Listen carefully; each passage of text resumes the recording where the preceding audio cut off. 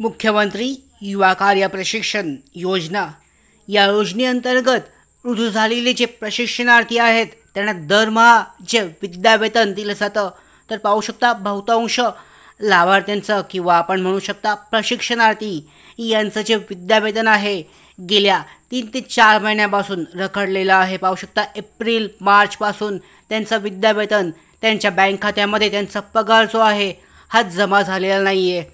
तर याचं कारण काय आहे? विद्यावेतन कट होणार आहे पाहू शकता 2 महिन्यासाठीचं असं सांगितलं जात आहे।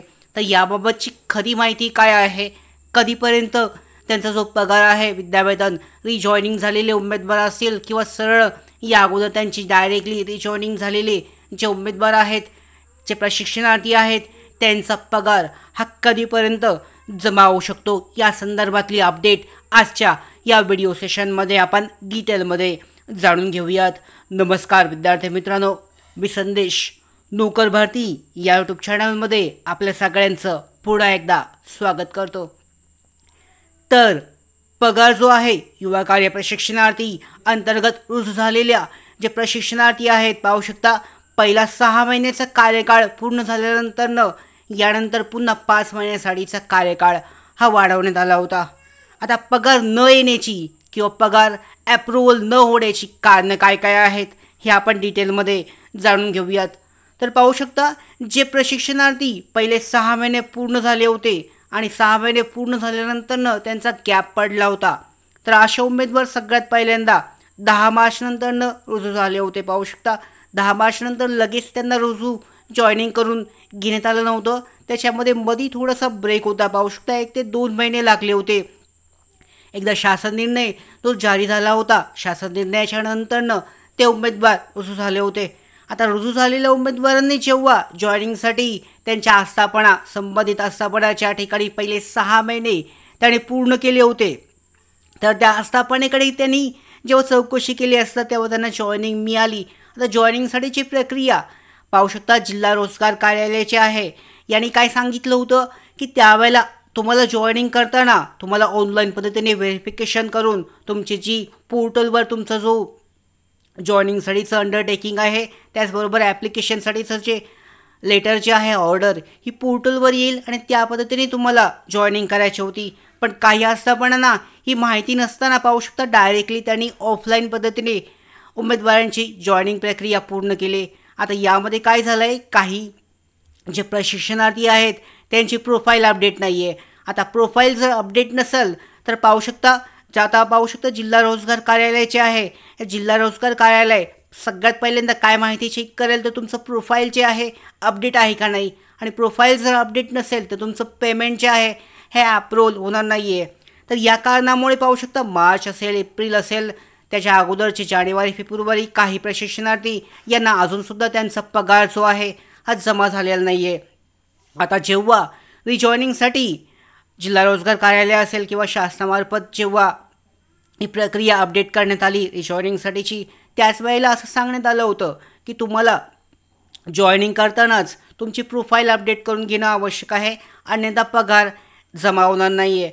तर त्यामुळे पाहू शकता अशा उमेदवारांनी अजूनसुद्धा त्यांची ऑफलाईन जॉईनिंग झाली असेल तर त्यांच्या जिल्हा रोजगार कार्यालय किंवा पाहू शकता आस्थापना जी आहे आस्थापनाच्या लॉग इन सेक्शनमध्ये त्यांची जॉईनिंग जी आहे ऑनलाईन पद्धतीने करून घेणं आवश्यक आहे। ज्यांचे ऑफलाईन आहे त्यांना अद्यापसुद्धा पगार जमा होत नाही आहे आणि जमा होणार नाही आहे। आता पाहू शकता दुसरा एक महत्त्वाचा अपडेट आहे, एक मुद्दा आहे की काही जे प्रशिक्षणार्थी आहेत त्यांची जॉईनिंग ऑनलाईन झालेली आहे तरीसुद्धा पाहू शकता ती जॉईन झालेत, म्हणजे पाहू शकता मेमध्ये जॉईन झालेत किंवा एप्रिलमध्ये जॉईन झालेत, त्यांचासुद्धा पगार अजूनपर्यंत जमा झालेला नाही आहे। तर याचं कारण काय असू शकतं पाहू शकता आता आस्थापनेने तुमची हजेरी अपलोड केलेली आहे आस्थापनाच्या पोर्टलवर आणि त्याच्यानंतरनं जे अप्रूव्हल प्रोसेस आहे जिल्हा रोजगार कार्यालय त्याच्यानंतर त्याच्या वरिष्ठ कार्यालय त्याच्यानंतरनं गव्हर्नर अंतर्गत ही अप्रूव्हल प्रोसेस केली जाते। तर अप्रूव्हल प्रोसेससाठी फॉलोअप घेणं आवश्यक आहे। जर तुम्ही जिल्हा रोजगार कार्यालयाकडे संपर्क करून चौकशी केली नाही की तुमचं अप्रूव्हल झाले का नाही तर समजणार नाही आहे। तर या कारणामुळे सुद्धा काही जे आस्थापना आहेत प्रशिक्षणार्थी आहेत यांचा पेमेंट पगार रखडलेला आहे। आता लेटेस्ट जे अपडेट आहे जिल्हा रोजगार कार्यालयाअंतर्गत तुमचं जर प्रोफाईल अपडेट असेल, प्रोफाईल अपडेट असणं आवश्यक आहे.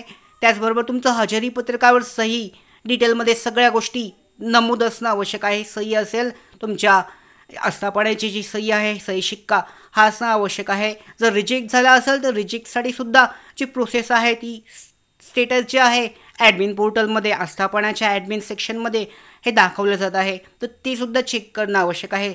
जरसुद्धा तुमचा पेमेंट जो आहे पगार 3 ते 4 महिन्यापासून रखडला असेल तर चौकशी करणं आवश्यक आहे. त्याचबरोबर असं सांगितलं जात आहे ज्यांची ॲप जी प्रोफाईल आहे हे अपडेट नाही आहे, अप्रुव्हल नाही आहे, तर अशा जे प्रशिक्षणार्थी आहे त्यांचा पगार 2 महिन्याचा कट होऊ शकतो.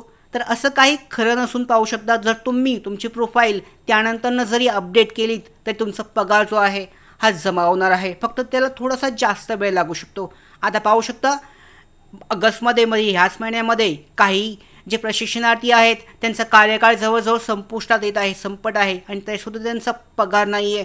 तर या संदर्भात तुम्ही जिल्हा रोजगार कार्यालयाकडे चौकशी करणं आवश्यक आहे.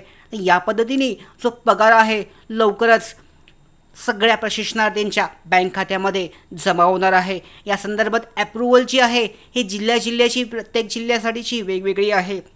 तुम्ही रायगड जिल्हा असेल, लातूर जिल्हा असेल किंवा इतर कोणता जिल्हा असेल तर त्या ॲप्रुव्हल प्रोसेसनुसार तुमचा पगार जो आहे हजेरी अपलोडच्या प्रोसेसनुसार हा जमा होत आहे. तर या पद्धतीने पाहू शकता लवकरच तुमचा पगार जो आहे हा जमा होणार आहे. त्याचबरोबर सगळ्या यानंतर रिजॉईनिंग असेल किंवा त्याच्यानंतरनं आता सध्या जी अपडेट आहे या संदर्भातल्या पगारासंदर्भातल्या किंवा इतर जिल्हा युवा कार्य प्रशिक्षणार्थी या प्रशिक्षण योजनेअंतर्गतल्या सगळ्या महत्त्वाच्या अपडेट मिळवण्यासाठीच नोकर भारतीच्या यूट्यूब चॅनलला सबस्क्राईब करा. धन्यवाद.